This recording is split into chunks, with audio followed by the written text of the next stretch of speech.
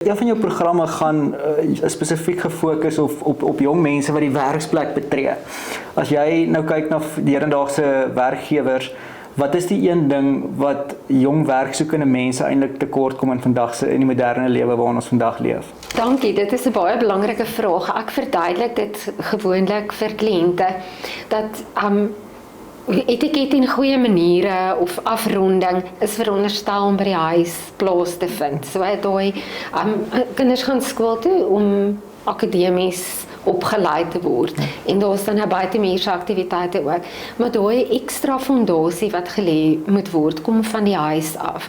En onder dit sorteer ook sagte vaardighede. Jou kwalifikasie kry vir jou die werk, maar die sagte vaardighede is die gedeelte wat bevordering verseker en wat jou help om te groei as mens.